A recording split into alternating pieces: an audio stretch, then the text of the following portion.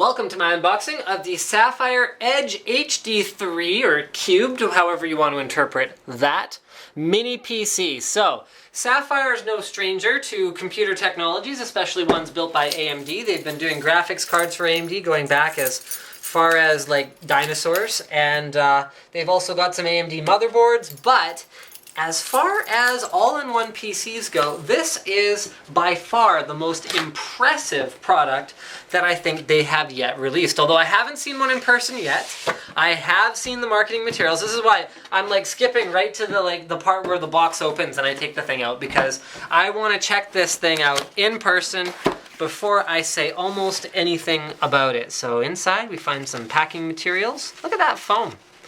They're pretty like serious business about foaming it up in here, making sure that your PC arrives in one piece, because, and this is good foresight on their part, because this is one of Sapphire's first things that they're shipping with a hard drive inside, right?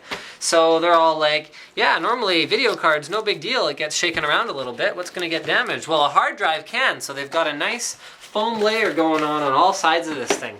It feels very adequately protected, in my personal opinion. Okay, there's your driver disk. Don't bother with that. Download the latest off the Sapphire website.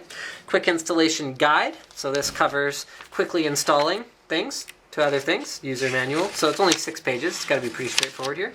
Got some specs. Got some FCC things going on. Okay, cool. Got like a Sapphire product registration form. Got a power cord. Hey, look at this. We've got an HDMI cable. It looks like it's even gold plated. That's handy because I needed an HDMI cable. Obviously the HDMI cable is not the point of the product, but you know, it's in here. I might as well use it, right? There you go. Gold-plated HDMI action going on in there. Cool. Looks like it's about a meter. Alright, we got a stand with a little screw on the bottom. It's rubberized on the bottom, so it's not going to go anywhere. Cool, cool.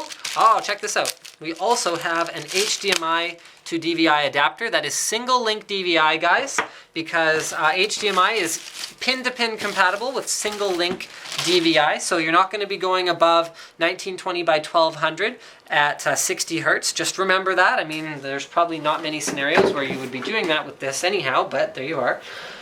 Okay, so you got your power cord, you got your more different power cord, and finally, let's get to it. Here it is. Ooh. Oh, I'm very excited about this. Don't laugh at me. I'm talking to Slick, not the audience. So there it is. This is the Edge HD3. Here's our power button. Here's our hard drive activity LED. Here on the front, we have 2 USB 3.0 ports. There you go, cover that up.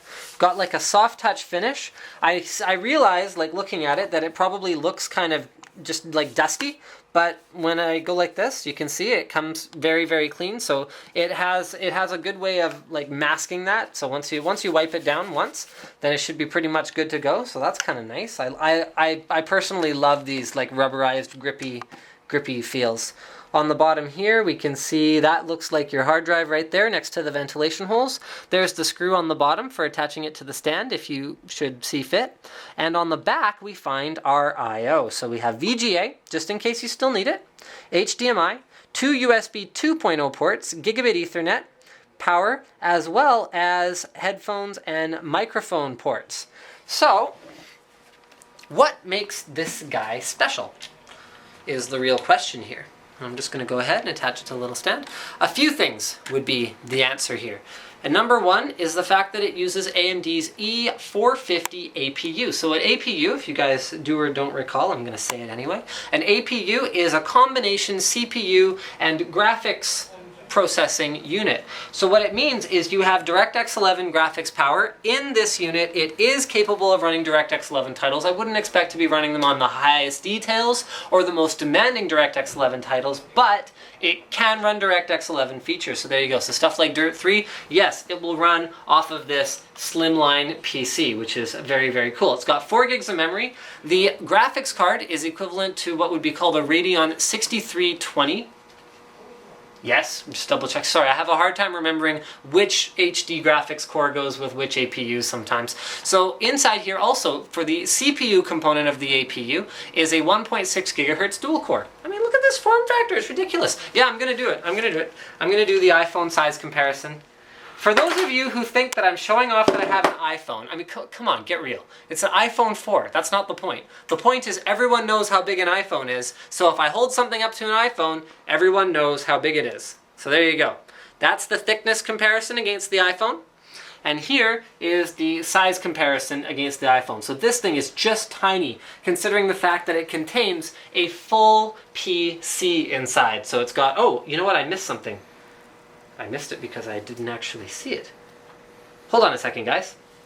We found it. Cleverly disguised is the Kensington compatible locking slot. You see it looks just like a ventilation hole except slightly larger. Very convenient because if you're looking for a place, whether you're at an airport or at a coffee shop, you need like a checkout terminal PC, whatever else. If you're looking for a low power PC but you don't want someone to run off with it because it doesn't weigh much and it is very, very small, you can easily, like, I'm assuming I had a pocket here, hide it in a coat pocket or something like that. You could easily run off with it if it isn't locked down. Speaking of low power, Sapphire claims less than 30 watts under load for the whole PC.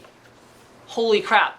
So stay tuned on my NCIXCom channel where we're actually going to put all of their claims to the test, but that sounds very impressive, especially because under a typical usage scenario, you wouldn't come even close to that load power consumption because you're not even going to be loading the graphics core that's built into the APU. One other thing about this particular unit is that it does not come with an operating system, or rather I should say it doesn't come with a Windows operating system. It comes with FreeDOS or something like that. So you're going to have to source your own Windows operating system. You can buy OEM copies online. You don't have to buy the retail copies, which are more expensive in like a big box store, but just grab an OEM copy for around $100 and you should be good to go. Or if you already have a retail Windows license, then you can go ahead and reuse it on this machine as long as you're not still using it on the machine that you already have. So thank you for checking out my unboxing of the Edge HD3, or Cubed, whichever you prefer to interpret it as. Don't forget to subscribe to Linus Tech Tips for more unboxings, reviews, and other computer videos.